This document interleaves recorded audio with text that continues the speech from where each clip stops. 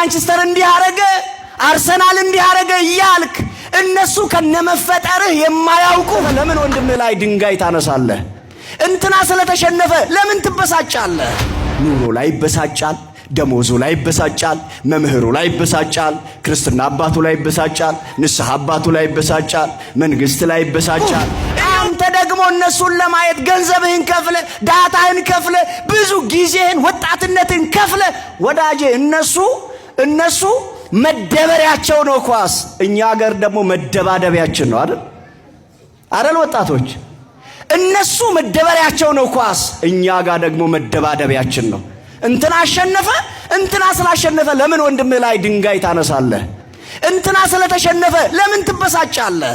ሙሴና እግዚአብሔር ቃል በቃል 570 ጊዜ ልክ እንደኔና እንደናንተ እንዲህ ተነጋግረዋል እግዚአብሔርና ሙሴ። ሕዝብህን ሂድና ከፈርዖን እጅ አውጣ ብለህ ላከኝ። እኔ አንተን አላውቅህም፣ በድምፅህ ነው እንጂ እኔ አይቼህ አላውቅም።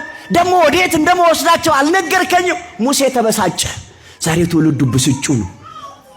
ትዳሩ ላይ ይበሳጫል፣ ኑሮ ላይ ይበሳጫል፣ ደሞዙ ላይ ይበሳጫል፣ መምህሩ ላይ ይበሳጫል፣ ክርስትና አባቱ ላይ ይበሳጫል፣ ንስሐ አባቱ ላይ ይበሳጫል፣ መንግስት ላይ ይበሳጫል።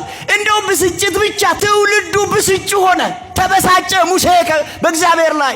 ለምን እንዲህ አልከኝ? ወደሚሄድበት ቦታ አልነገርከኝም እና ዝም ብለህ ይዘህ ሂድ ትለኛለህ፣ ይህንን ሕዝብ ይዘህ ውጣ ትለኛለህ እያለ ሙሴ ከእግዚአብሔር ጋር ይናገራል። እግዚአብሔርም እንዲህ አለው፣ እግዚአብሔርም እኔ ከአንተ ጋር እሄዳለሁ። እስቲ በሉ ስሞትላችሁ፣ ትንሽ ድምፃችሁን ጨምሩበት። እኔ ከአንተ ጋር እሄዳለሁ አሳርፍህም አለው እግዚአብሔር። ደስ አይልም? እግዚአብሔር አሳርፍሃለሁ ሲል እውነተኛ አስተማማኝ ዋስትና ነው። ሰው አይዟችሁ ብሏችሁ ሊሆን ይችላል አይደል? አይዞሽ አይዞህ አለውልሽ በቃ እኔ እያለሁ ምንም አትሆኝም፣ ምንም አትሆንም፣ በሆነ በሚቸግር ሰዓት እኔ ከጎንህ ነኝ ያሏችሁ ሰዎች አሉ። የሆነ ጊዜ ግን እንደ እምቧይ ካብ ጥለዋችሁ የጠፉ ደግሞ አሉ።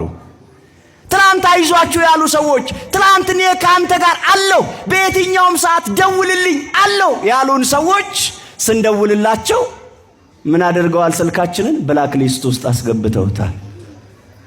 አያችሁ፣ ሰው አይዞህ የሚለው ሰው አለሁልህ የሚለን በምክንያት ነው። እግዚአብሔር ግን አለሁልህ ካለ አለሁልሽ ካለ እግዚአብሔር እስከ መጨረሻው ነው። መድኃኔዓለም ከሁላችን ጋር ይሆን።